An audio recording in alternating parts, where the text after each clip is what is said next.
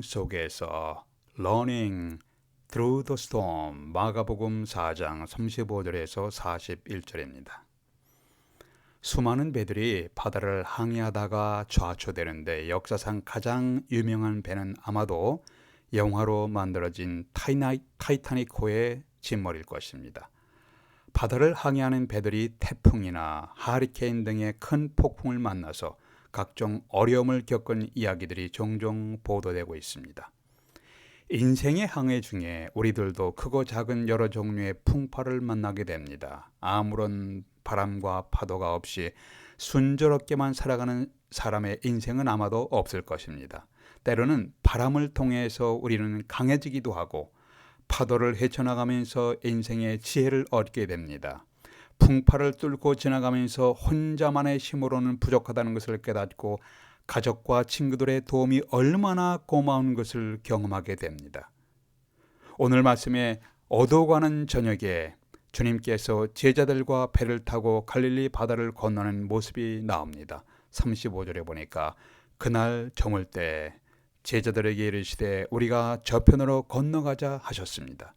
왜 저녁 때 주님이 제자들에게 배를 타고 바다 건너편으로 가자고 하셨을까요? 저는 주님이 이 부분에서 특별한 의도가 있으셨을 것이라고 생각합니다. 갈릴리 호수는 해발 마이너스 210도에 210m입니다. 해발 마이너스 210m로 매우 낮은 상태입니다. 민물 수면에서는 세계 최저의 해수면이라고 합니다. 주변에는 골란고원과 연결된 산과 광야로 둘러싸이는 상황이기에 갑자기 사나운 바람이 일어날 수 있는 그런 여건인 상황이었습니다. 제가 성지순례길에 갈릴리 바다에서 배를 타본 적이 있습니다. 배를 타기 전에 미리 경고를 받았습니다. 배를 탔다가 갑자기 바람이 불기 시작하면 선착장으로 되돌아야 한다고 선장이 미리 양해를 구했습니다. 15인승에서 20인 정도의 배를 탔는데 중간으로 가기 전에 바람과 파도가 너무 세차게 밀려와서 선착장으로 되돌아온 경험이 있습니다. 산들로 둘러싸인 큰 호수라서 예측하기 어려운 바람과 파도에 대비해야 하는 갈릴리 바다의 상황이었습니다. 주님은 배를 타고 바다 건너편으로 가는 도중에 겪을 바람과 파도로 인한 고난도 미리 알고 계셨을 겁니다. 이것은 주님이 의도적으로 제자들에게 중요한 교훈을 가르치기 위한 것일 것입니다. 우리 인생의 바다에도 풍랑이 끊이지 않습니다. 하나의 풍랑이 지나가면 또 다른 종류의 바람이 우리의 삶에 불어옵니다. 육신의 질병이란 풍랑이 지나가면 경제적 불황이란 풍랑이 불어옵니다. 대인관계의 갈등이 풍랑이 지나가면 자녀 교육에서의 풍랑이 불기도 합니다. 일찍 올 수도 있고 늦게 올 수도 있지만 모든 사람이 언젠가는 풍랑의 시험을 받게 됩니다. 우리는 여러 가지 풍랑을 통과할 수 있는 마음의 준비가 필요합니다. 그래서 예수님이 의도적으로 intentionally 하루 해가 저물어 갈 때 제자들에게 배를 타고 바다 저편으로 가자고 하셨을 거라고 생각합니다. 풍랑은 전혀 예고 없이 찾아와서 우리에게 많은 상처를 입히고 홀연히 사라져 버립니다. 우리의 인생 항해에서 불어오는 고난의 바람이 있습니다. 상처의 파도를 어떻게 통과할 것인가? 이것이 오늘 메시지의 초점입니다. 첫 번째, 인생의 풍랑 속에서 하나님의 뜻을 찾으십시오. 풍랑 속에서 하나님의 뜻을 구하십시오. 38절 보세요. 예수께서 고물에서 베개를 베고 주무시더니 주님이 제자들과 함께 갈릴리 바다를 건너시고 있을 때 큰 광풍이 일어났습니다. 파도가 배에 부딪히기 시작했습니다. 배가 요동하게 됩니다. 위기의 상황이 되었습니다. 베드로, 안드레, 요한과 야고보 뱃사람들의 기술과 경험을 가지고 최선을 다했을 것입니다. 그러나 닥친 위기를 극복할 수가 없었습니다. 이때 주님은 무엇하고 계셨는가요? 계속해서 주무시고 계셨습니다. 사역을 하시는데 매우 피곤하셨을 것이었습니다. 각종 질병에 걸린 자들을 치료하셨습니다. 귀신 들린 자에게 귀신을 내어 쫓아주셨습니다. 바리새인과 서기관들이 비난과 고발을 의식하면서 사역을 하셨습니다. 각종 비유를 통해서 하나님 나라의 진리를 설명하셨습니다. 인간 예수님은 하루 종일 여러 사역으로 인해서 매우 피곤하셨을 겁니다. 정말로 피곤하면 주변의 상황에 관계없이 잠이 곧 쏟아집니다. 저는 주님께서 고나게 잠을 주무시는 상황을 조금은 이해할 수가 있을 것 같습니다. 제가 군대에 있을 때 너무 피곤해서 야간 행군을 하다가 걸으면서 잠을 자기도 했습니다. 10분 휴식하면은 바로 앉아서 코를 골면서 잠자는 동료들이 있는데 그들을 깨우고 함께 걸어간 적이 있습니다. 너무 피곤하면 앉자마자 잠이 듭니다. 주님은 각종 사역에 매우 피곤하셨을 것이고 배에 오르자마자 베개를 베고 주무셨습니다. 중간쯤 이르렀을 때 큰 폭풍이 불었습니다. 그럼에도 매우 피곤하셨던 주님은 주무시고 계셨습니다. 제자들은 깊이 주무시는 주님을 찾아갔습니다. 선생님이여, 우리의 죽게 된 것을 돌아보지 아니하시나이까? 38절에 그렇게 나와 있습니다. 선생님이여, 우리의 죽게 된 것을 돌아보지 아니하시나이까? 위기의 사태를 방관하는 듯한 주님의 모습에 불만을 토하는 사람들이었습니다. 주님, 우리의 일에 전혀 관심이 없으십니까? 우리는 광풍을 만나서 죽게 되었습니다. 그런데 주님은 우리의 시련과 고통을 모르시는 체 하시면서 잠이나 주무셔야 하나요? 우리가 갑자기 역경을 만날 때 우리들도 제자들처럼 생각하고 행동할 때가 얼마나 많이 있습니까? 나는 주님을 성실하게 섬겨왔는데 내가 당하는 이 고난이 무엇이란 말인가요? 라고 원망합니다. 하나님, 지금 뭐하고 계십니까? 내가 이렇게 어려움 가운데 있는데 주님 뭐하고 계십니까? 이런 투정을 해본 적이 있으신가요? 하나님 이렇게 말씀하십니다. 여인이 어찌 그 젖 먹는 자식을 잊겠으며 자기 태에서 난 아들을 긍휼히 여기지 아니하느냐. 그들은 혹시 잊을지라도 나는 너를 잊지 아니할 것이라. 이사야 49장입니다. 피치 못할 사정으로 자기 태에서 나온 자식을 버리는 경우가 간혹 있지만 거의 대부분의 여인들은 자기 태에서 태어난 자식에 대한 사랑이 지극합니다. 자기의 생명을 아끼지 아니하고 우리를 위해서 내어주기까지 사랑하신 예수님의 사랑을 여러분 기억하십시오.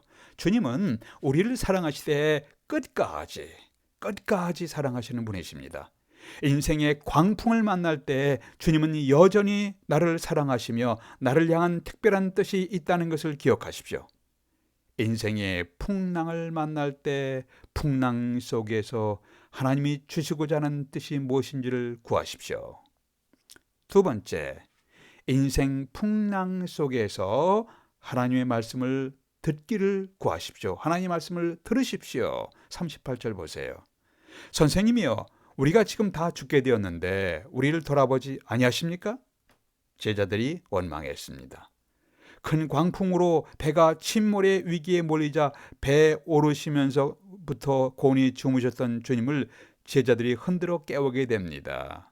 이때 39절에 보니까 예수께서 깨어 바람을 꾸짖으셨습니다. 바람아 잠잠하라. 바다여 고요하라.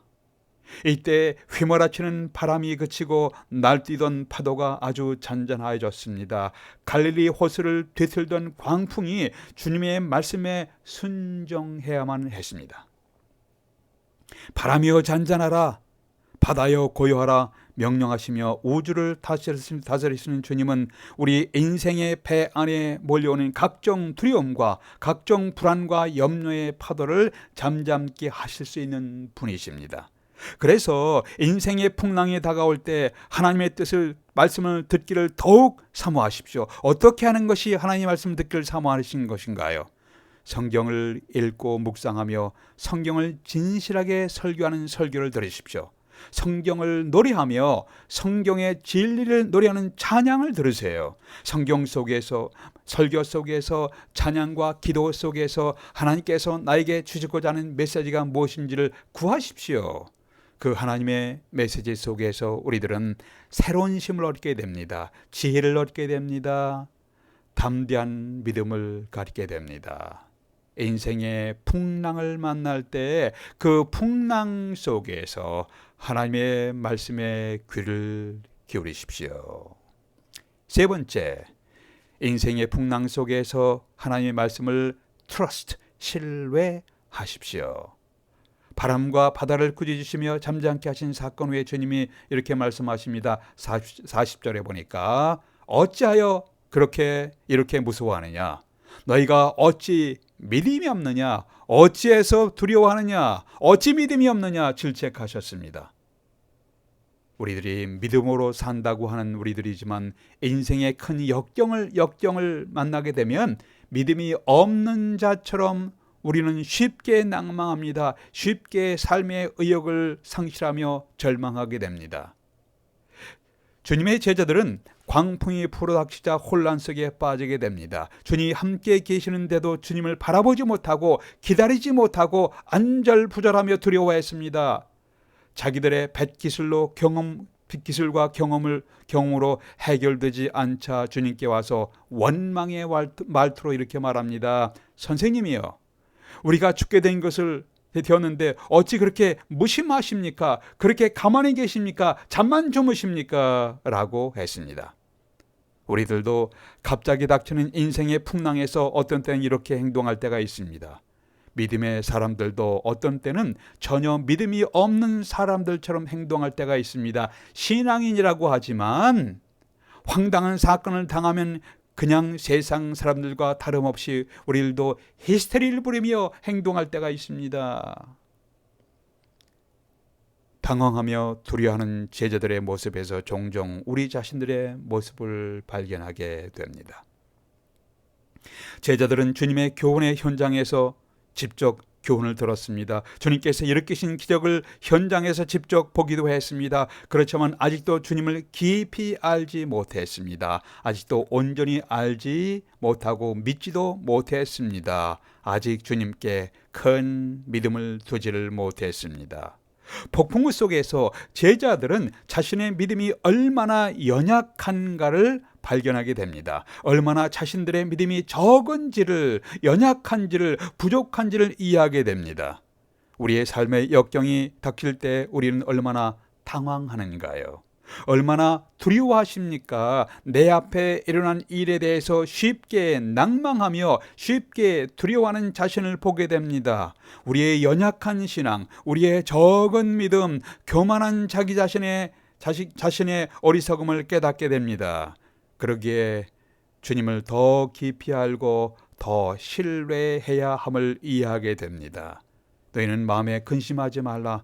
하나님을 믿으니 또 나를 믿으라. 요한복음 14장에서 주님은 우리에게 믿음으로 초청하셨습니다. 하나님을 전적으로 믿었던 성도들의 믿음의 고백을 보십시오. 내가 죽음의 음산한 계곡을 들어가도 두려워하지 않을 것은 주님께서 나와 함께 하심이라. 주의 지팡이와 막대기가 나를 지키시며 나에게 안심시켜 주셨습니다. 시편 23편입니다. 예수님은 우리가 예수님을 믿고 따라갈 때 이 땅에서의 모든 풍파에서 면제된다고 가르친 적이 없으십니다. 오히려 이렇게 말씀하십니다. 너희가 이 세상에서 환난을 당할 것이나 담대하라. 내가 세상을 이기었노라. 주님은 풍랑의 면제를 약속한 것이 아니라 풍랑에 맞서서 이길 수 있도록 믿음과 담대함을 약속하셨습니다. 풍랑 속에서 하나님의 뜻을 trust, 신뢰하는 것을 배워 가십시오. 오늘 말씀에서 날이 저물어 가는데 우리가 바다를 건너서 저편으로 가자고 제안하신 분이 예수님이셨습니다. 그분은 저녁의 항해에 대한 계획을 갖고 계셨습니다. 주님은 저녁의 항해에서 만나는 풍랑에 대한 계획도 알고 준비하셨습니다. 주님이 항해를 제안하시고 이 항해에 직접 동행하셨다면 닥쳐올 풍랑은 주님의 계획의 한 부분인 것입니다. 우리가 인생의 항해에서 만나는 고난의 풍랑도 하나님의 뜻 가운데, 섭리 가운데 있습니다. 우리가 여러 가지 파도와 바람 속에서 상처를 받습니다. 고뇌합니다. 고통당할 때 주님은 우리와 함께 고통하시며 우리를 위해서 갖고 계신 계획을 우리에게 알려주시고 인도하십니다. 거친 바람과 파도가 우리의 삶에 몰려올 때 우리는 쉽게 위축됩니다. 눈에 보이는 어려운 현실만 바라보면 우리는 낙심하고 좌절하게 됩니다. 이때 우리는 눈으로만 현실을 보며 낙심하지 아니하고 귀를 기울여서 들어야 할 것이 있습니다. 마음으로 신뢰해야 할 것고 믿어야 할 것이 있습니다. 그것은 하나님의 말씀입니다. 성경에 기록된 하나님 말씀을 읽고 듣고 하면서 하나님의 인도하심을 구하십시오. 고통의 현장에서도 성경에 기록된 하나님의 말씀을 읽고 들으십시오. 두려움과 절망의 현장에서도 하나님의 말씀을 읽고 들으십시오. 시련과 역경의 현장에서도 하나님의 말씀을 듣고 읽으십시오. 그리하면 하나님의 뜻을 알게 되고 하나님의 인도하심을 받게 될 것입니다. 성경을 멀리하면서 믿음이 성장했다는 사람은 없습니다. 성경을 통해 주시는 하나님의 말씀은 우리에게 큰 위로입니다. 우리에게 지혜를 주십니다. 담대함을 주십니다. 성경의 말씀은 우리를 담대하게 하고 새로운 힘, 새로운 지혜, 새로운 위로를 주십니다. 오늘 본문 성경 말씀이 기초가 되어 만들어진 찬송이 있습니다. 제목이 구주여 광풍이 일어입니다. 이것은 메리앤 베이커 씨가 자신의 삶에 감당할 수 없는 큰 폭풍을 경험하고 너무나 비통하여 하나님께 반항하기도 하면서 울부짖다가 하나님께서 자신의 심령에 주시는 잔잔함을 경험한 후에 기록한 찬송시입니다. 가사가 이렇게 됩니다. 구주여 광풍이 일어 큰 물결이 뛰놀며 온 하늘이 어둠에 쌓여 피할 곳을 모르니 우리의 죽게 된 것을 안 돌아봅니까? 깊은 바다에 빠지게 된 때 주무시려 합니까? 후렴이 이렇게 됩니다. 평안히 잠들어 누신 배 뒤엎어놓을 능력이 없도다. 주 예수 풍파를 꾸짖어 잔잔해 잔잔해 주 예수 풍파를 꾸짖어 잔잔하라. 기도하겠습니다. 아버지 하나님, 낙심할 것들로 가득 찬 세상 속에서 저희들이 살아가고 있습니다. 우리의 인생 풍파에 주님의 위로와 인도하심을 구하며 한 걸음 한 걸음 걷게 해 주시옵소서. 연약한 저의 믿음입니다. 당황하는 저의 심령들입니다. 하나님 도와주시옵소서. 예상치 못한 일로 인해서 저희들도 때로는 소리 지르고 히스테리를 부리면서 낙심할 때가 많은데 하나님 지혜를 주시고 격려해 주시옵소서. 주 예수님의 이름으로 기도하옵나이다. 아멘.